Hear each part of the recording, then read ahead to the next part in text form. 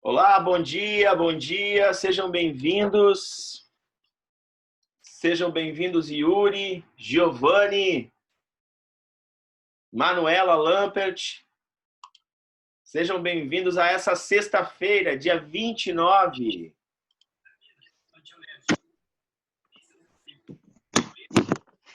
Tudo bem, galera? Sexta-feira fria, 14 graus. Não é a mais fria da semana, mas é uma sexta-feira boa, né? Tudo bem aí? Que bom ver vocês. Que bom ver vocês. Essa, Tudo bom jóia? dia. Bom dia, bom dia. Bom, hoje a gente vai falar de um tema não tão agradável assim, né? A gente vai falar de um tema que está bem em questão, que é o fascismo, né? Então, a gente vai esperar o pessoal chegar aqui antes de eu começar, né? Tá chegando o Matheus agora. Todo mundo é aí, tá com...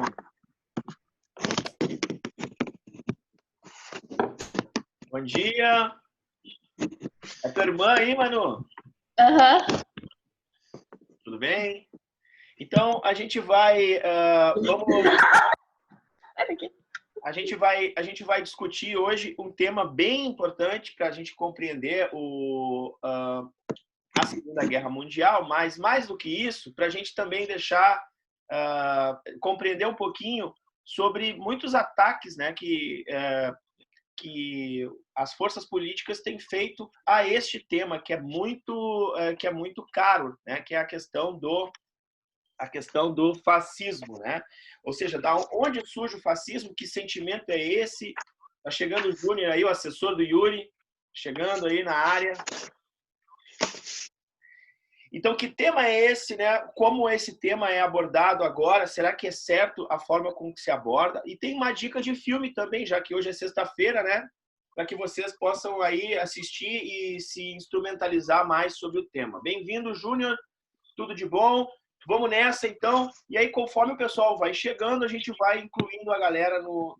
Aí, chegou o Rafael agora, vai incluindo o pessoal no grupo, tá?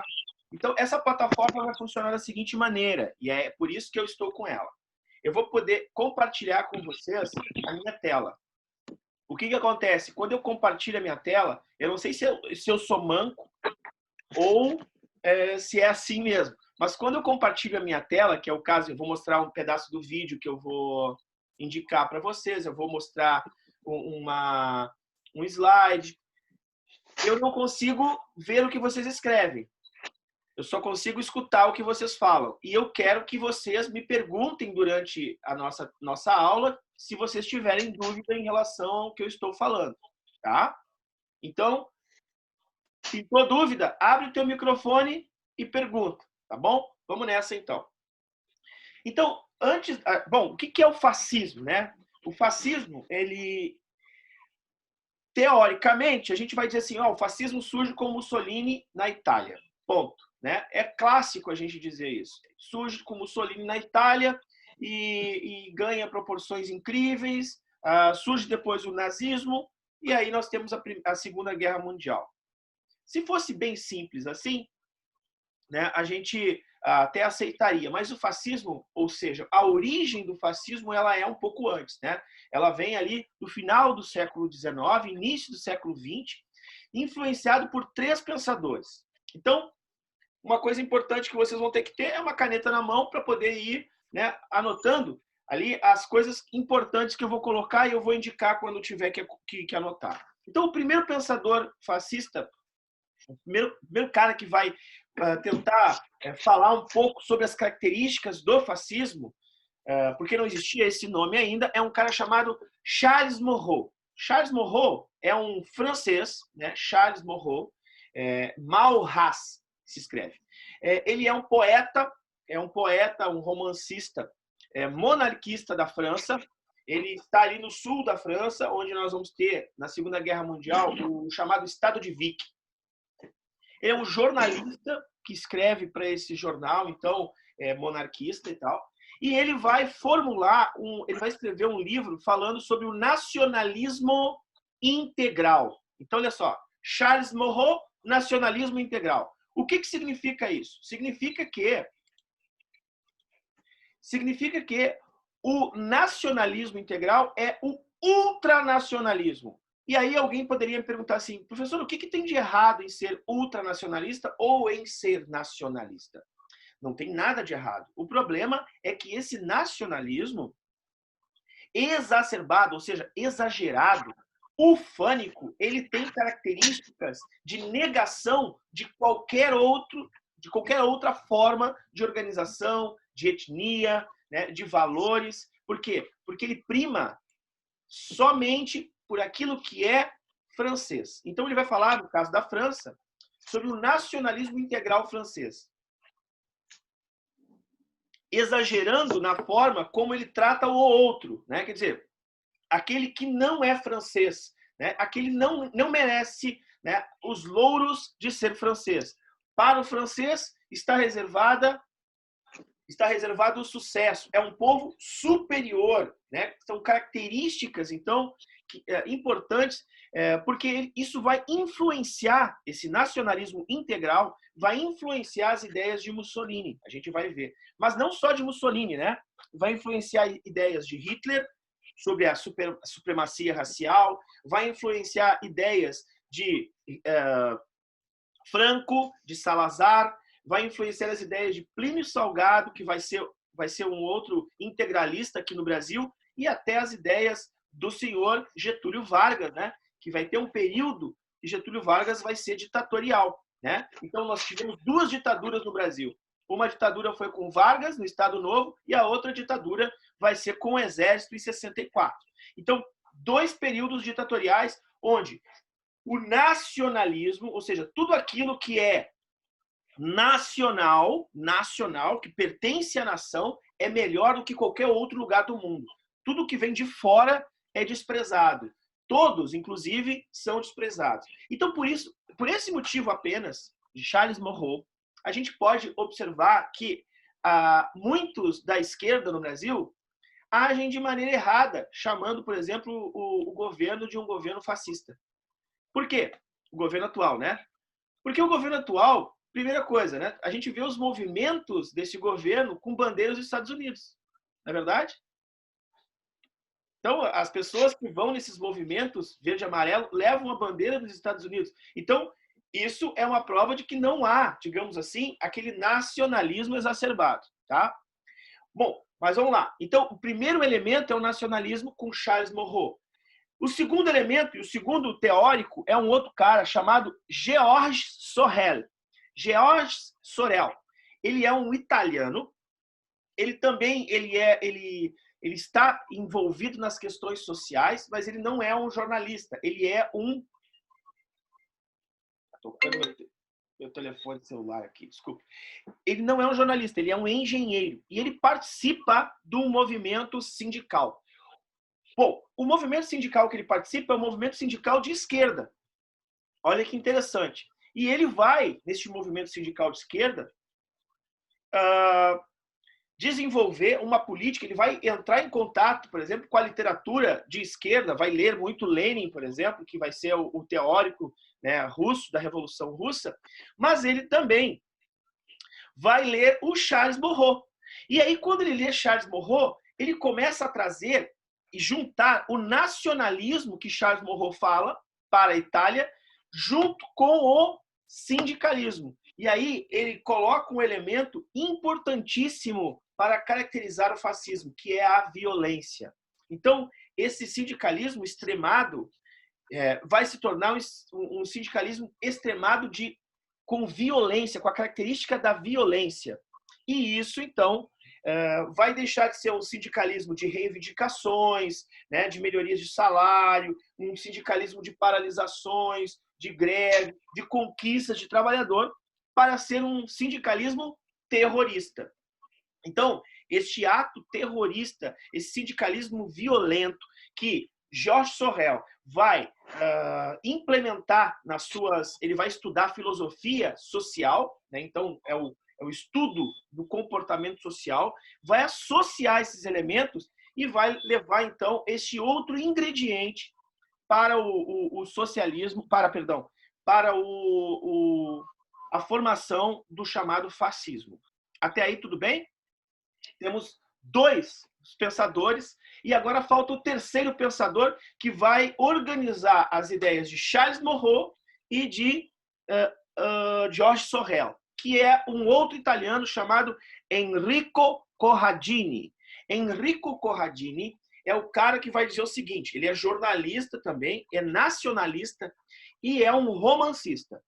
Vejam que quase todos eles eram romancistas. No final do século XIX, o romance, né, os romancistas são os caras mais top que existem. E qual é a característica de um cara romântico? Não sei se alguém é romântico aí. Deve ter alguém romântico aí, nesse grupo aí. Né? O romântico é exagerado. O romântico é muito exagerado. Vocês devem ter estudado, ou estão estudando, ou irão estudar, enfim, com a professora Fátima, né, de literatura, características do romantismo. Né? Então, o romantismo ele é ultra exagerado. Ele vai falar sobre, por exemplo, o amor. Né? Não tem como falar do amor sem sentir o amor, não é verdade? Porque esse cara vai extremar, ele vai colocar todo o absurdo do amor, ele vai ser muito passional, né? É mais ou menos assim, né? Quando a gente tem um namorado ou uma namorada, ele é demais, ele é a coisa mais linda do mundo, é exagerado. Esse exagero, né? Esse extremo, ele é muito caracterizado por ser do fascismo. Então, o fascismo ele é algo completamente extremado. Então, por isso, tem características românticas para isso. Ele vai, o Enrico, colocar o nacionalismo, o militarismo e o racismo. Ou seja, um elemento diferenciado agora, a questão do racismo.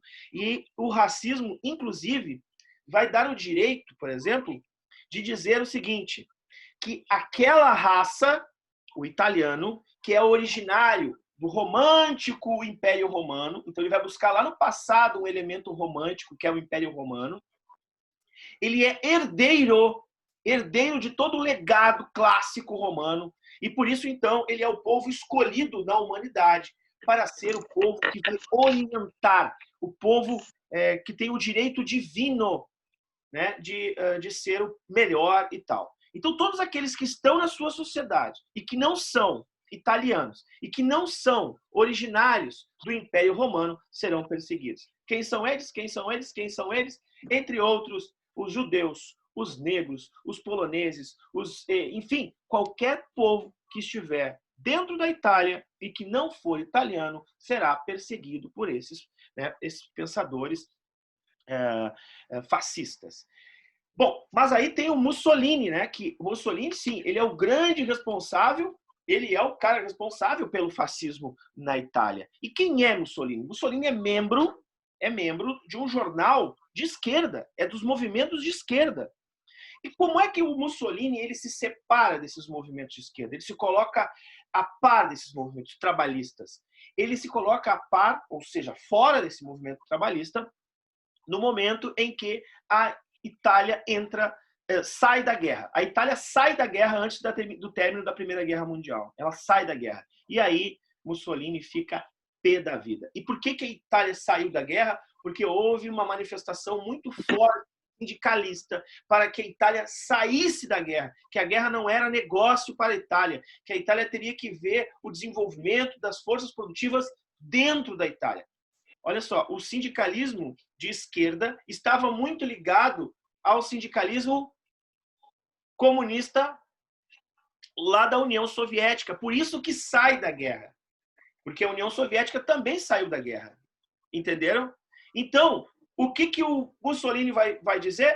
Que isso é traição, que a Itália deveria estar na guerra e vai montar uma guarda dos chamados camisas negras. E aí, meus queridos, Mussolini começa, então, a criar todo um imaginário a partir desses três tópicos que eu falei, desses três pensadores, Charles Maurras, George Sorel e o Enrico Corradini. E ele vai montar, então, a ideia que nós temos hoje de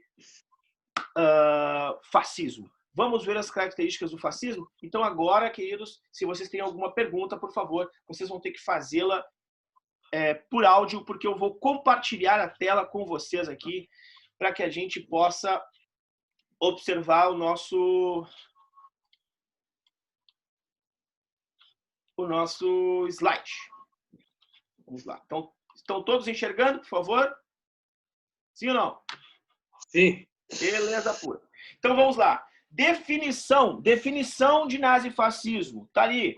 Tipo de governo caracterizado por alguns países entre a guerra, entre a Primeira e a Segunda Guerra Mundial. Então, como é que é o nome desse período? Entre guerras ou período nazifascista. Ocorrem principalmente na Itália, depois Alemanha, Portugal e Espanha. Então, nós vamos ter aí esses 4 países ocorrendo o nazifascismo. Detalhe: a Inglaterra, a França, a Holanda, a Bélgica, a Suíça, a Suécia, a Polônia, o Brasil terão partidos nazifascistas, terão movimentos nazifascistas, terão elementos nazifascistas. Por quê? Porque isso é uma onda político de organização, certo? Então, vai ocorrer. Agora, nesses países que estão listados aqui, vai ocorrer o Estado fascista, que é diferente, tá? Características básicas, já falamos: nacionalismo extremado, xenófobo, que é aquele que não aceita o diferente, não aceita o outro, totalitarismo, que é uma política onde o Estado ele é comandado por um líder, ele é total. Eu não posso questionar a postura do governo ou do Estado. É uma postura inquestionável e só existe um poder que funciona, que é o poder executivo. Até pode ter o legislativo e o judiciário, mas eles são desprezados pelo Estado, porque quem controla tudo é o executivo. Então, é o totalitarismo. Militarismo é uma sociedade extremamente violenta por parte do Estado, é o Estado violento. Então, se tu não está dentro, caminhando no passo certo, o Estado vai lá e te pune, ou te prende, ou te leva a um leve falecimento, que no caso é a morte. Anticomunismo, chamado anti-Comintern, né? Ou seja, o comunismo representa o quê? Representa o socialismo, representa a balbúrdia, representa a greve, representa... Ora, que absurdo! O empregado questionar o patrão. O empregado que quer melhoria de condições de trabalho é um absurdo. Então, eu vou lá e eu vou ser contra esses movimentos, né, que são movimentos dos trabalhadores, basicamente. Antiliberalismo. E aí, agora complica. Olha só, professor, eu faço a pergunta e eu mesmo respondo, eu crio problema para mim mesmo responder. Professor Jairo, como assim o senhor disse que é anticomunista, agora antiliberal? Por quê? Como? Então, o que é o fascismo? O fascismo é antiliberal porque no liberalismo, queridos, quem é que controla as ações da economia? Isso é uma pergunta. Os bancos, os burgueses? Os bancos são as corporações. As corporações, elas pertencem ao Estado? Não. Não pertencem ao Estado. Então, imaginem hipoteticamente, se o atual presidente, vai deixar, por exemplo, que as corporações mandem no Estado brasileiro. Não tem como. Seria inadmissível. Então, isso para qualquer governo, não é só para o fascismo, né? Porque quem tem que mandar no governo é o partido que está no governo, não as corporações. Só que os nazifascistas, os fascistas principalmente, eles são completamente contra o liberalismo. E quem é que manda na economia? O Estado. É o Estado que controla a economia. É o Estado que controla tudo. Ele é total. Por isso do totalitarismo. Está compreendido? Unipartidarismo. Só tem um partido. Não pode ter mais nenhum partido. É um partido apenas. É o partido que está no governo, o partido FAT. Aliás, o fatismo, ou fascismo ou fascismo, é a mesma coisa. O FAT é um conjunto de feixe, né, amarrado, que o soldado romano levava consigo. Na ponta tinha uma machadinha, que na batalha o soldado romano pegava aquela machadinha e arrancava a cabeça do inimigo. Então aquilo lá é o símbolo do fascismo. Ou seja, quem não está de acordo com o fascismo tem que ser extirpado do mesmo, tá bom?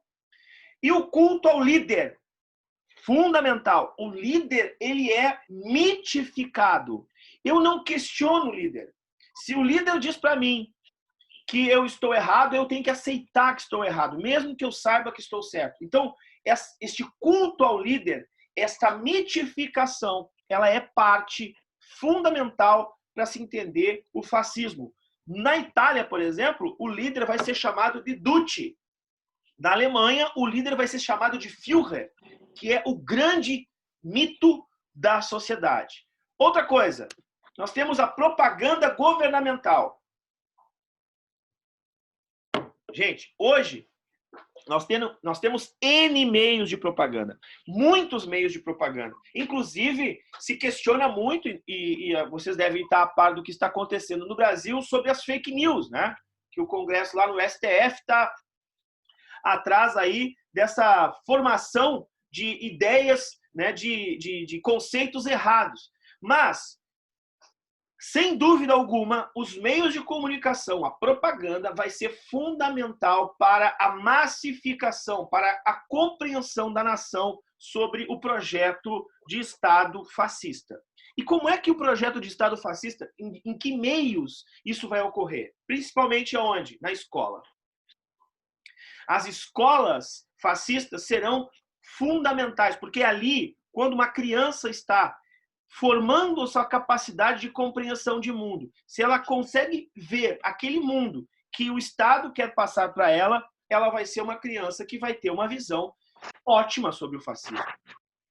E ela vai crescendo e vai ouvindo rádio, e vai vendo televisão, e vai ouvindo, e vai lendo jornais, e vai lendo livros com ideias de que o fascismo, de que eles são a raça superior, de que eles têm que ter disciplina, de que eles não podem questionar, de que eles têm que ser ajustados com o Estado. Então vejam que essa forma de propaganda massiva sobre o fascismo, ela é uma educação dirigida. Tá ali outro item.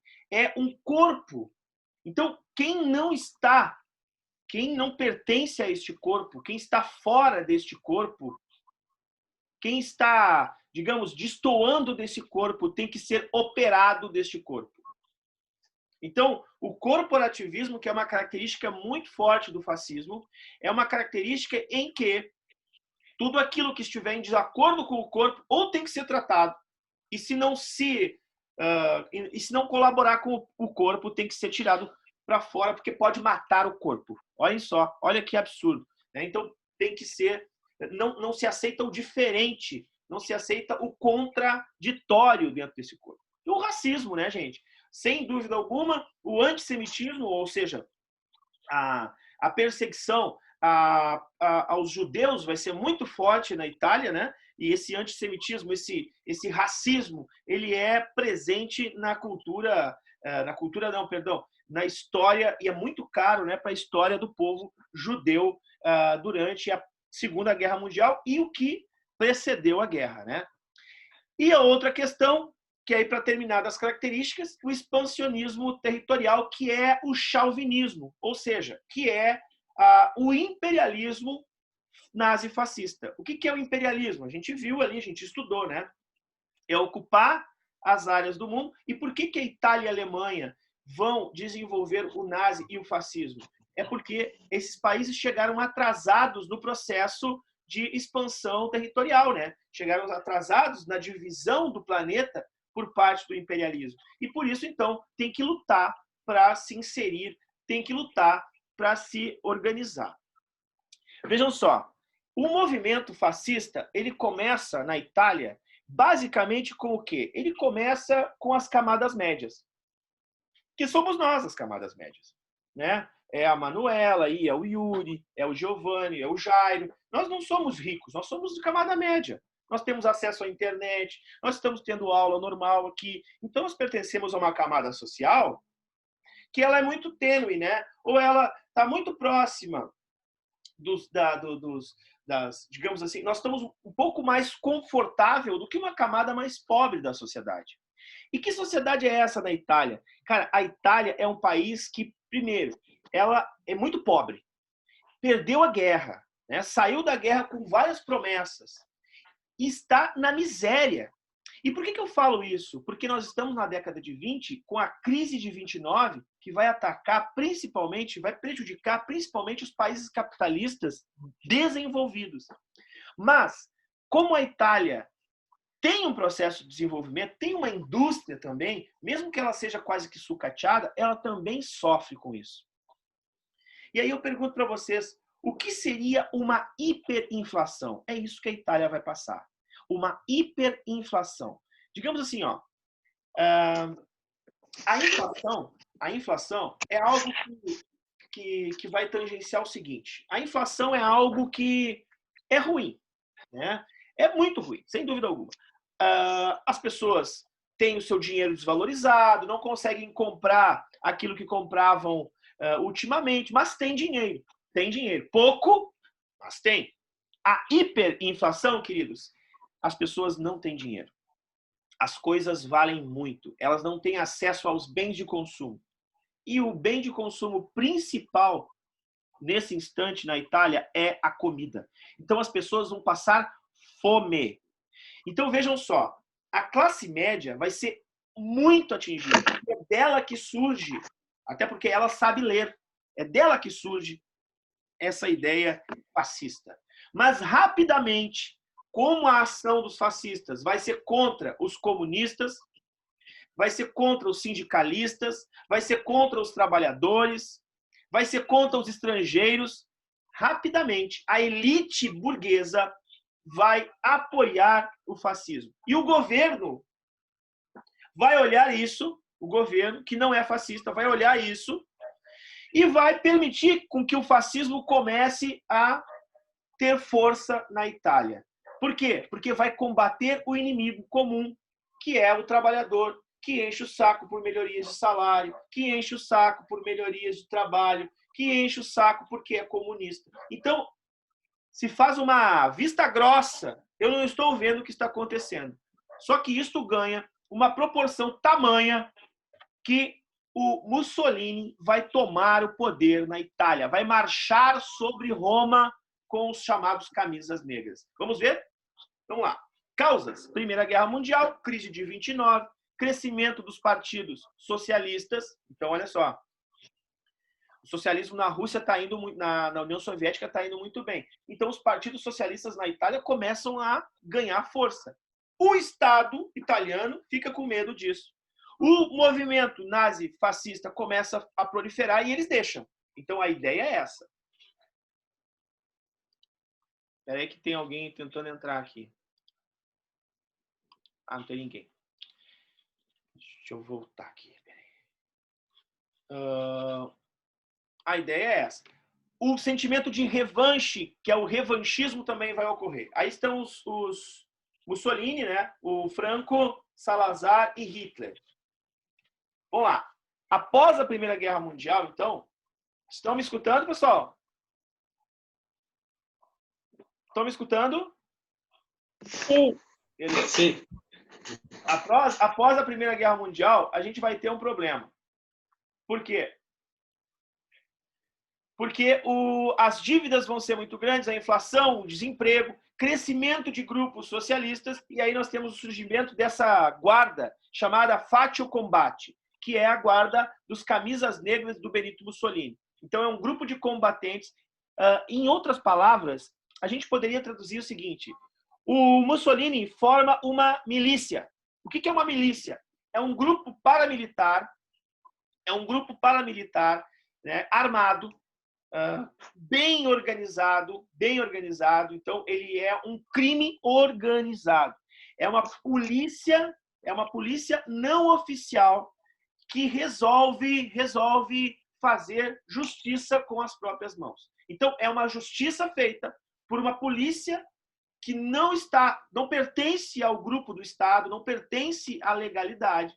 E começa, então, essa polícia a reprimir movimentos sociais, a reprimir os trabalhadores, e por isso, então, eles são chamados os camisas negras. Então, eles tornam-se, na década de 20, um partido político. Esse movimento torna-se um partido político. E ele é derrotado nas eleições de 1921. Mas, em 22, já tem 50 mil camisas negras. Os caras são 50 mil pessoas armadas, uniformizadas, que vão marchar sobre Roma e tomar o poder, né, do imperador. E aí Mussolini vai implementar uma ditadura e ele vai ser chamado de Duce. Em 1929, ou seja, 8 anos depois, o Mussolini, que era visto pela igreja, digamos assim, com bons olhos. Por quê? Porque a Igreja Católica Apostólica Romana tinha medo do socialismo, queridos. E o socialismo havia condenado a igreja, havia tirado a Igreja Católica Apostólica do território soviético. Por isso, então, a igreja vai receber o território do Vaticano, o Estado do Vaticano, que é o enclave e que está dentro de Roma. Então, olha só, gente, a igreja está do lado do cara. Então, o cara é automaticamente alçado a ser um santo quase, né? O cara era reconhecido pela igreja. Então, não é do mal. O cara não é do mal. E aí, então, nós vamos ter perseguição a todos os opositores do fascismo, especialmente os comunistas, fechamento de partidos, controle do ensino, controle das comunicações, ênfase no patriotismo. Nós vamos ter treinamentos físicos. Então, quer dizer, se forma aí, né, a ideia básica daquilo que nós vamos conhecer como o exército fascista italiano, preparando-se já para a Segunda Guerra Mundial. Em 1936, o neocolonialismo, ou seja, o imperialismo italiano, invade a Etiópia e toma a Etiópia, né, chegando, então, a dominar aquela região. Certo? Eu vou passar para vocês um pedacinho do filme, porque o grande laboratório disso, do fascismo, vai ser num país chamado Espanha. Vocês já ouviram falar de uma obra do Pablo Picasso chamada Guernica? Sim. Sim? Então, Guernica é uma imensa de uma obra, né, do Picasso, e Guernica é um filme, né? Tem um filme chamado Massacre de Guernica, que é esse que está aqui. Vocês estão enxergando aí? Uhum. Tá. Eu vou passar para vocês o trailer desse filme. A gente está chegando aí a 7 minutos para o final da nossa aula.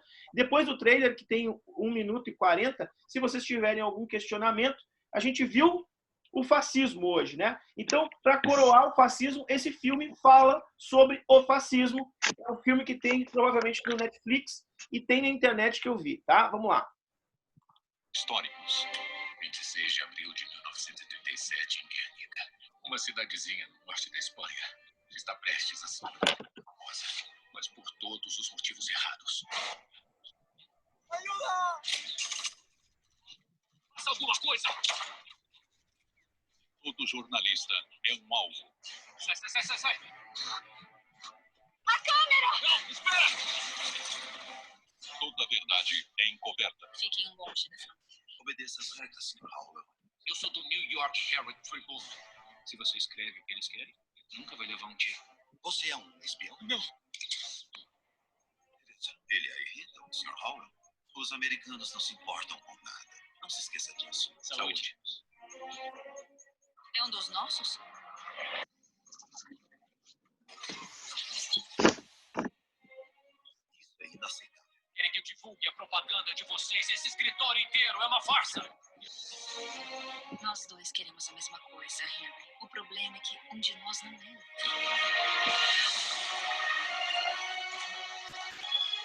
Mentiroso!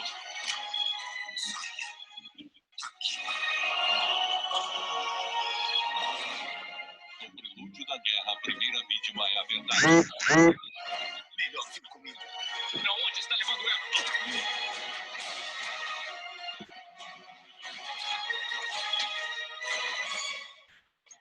O massacre em Guernica.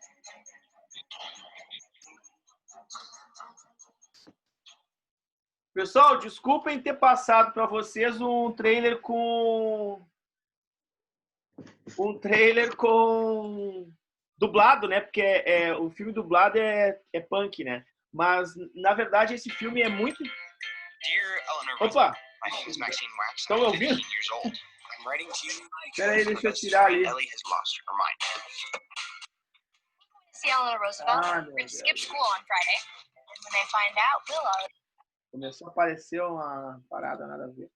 Então é o seguinte, gurizada, a gente vai terminando a nossa aula. Eu queria dizer para vocês, por que eu falei para vocês que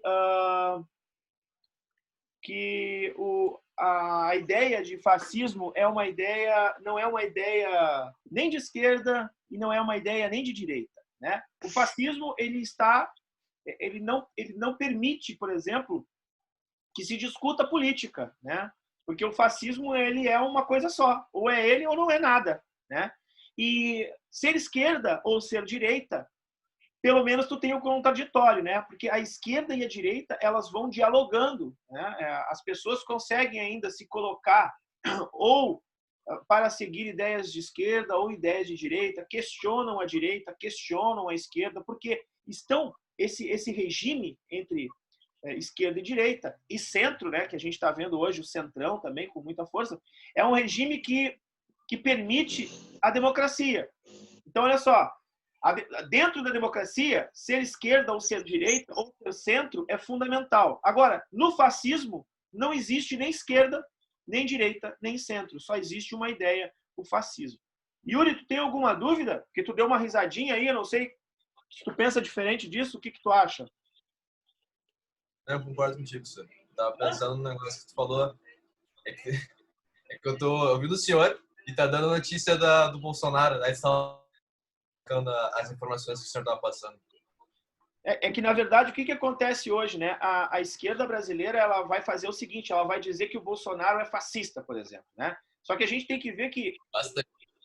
vai ter que ver que, classicamente, o fascismo ele não permite a discussão nem de políticas de esquerda, nem de políticas de direita, né? Então, a gente tem que ver se isso se classifica. O que a gente pode dizer também é que a gente vive em um outro tempo histórico e pode ser que seja uma outra forma, uma outra veste, né, dessa política. Tá certo? Então, eu agradeço a presença de todos. Obrigado. Oi.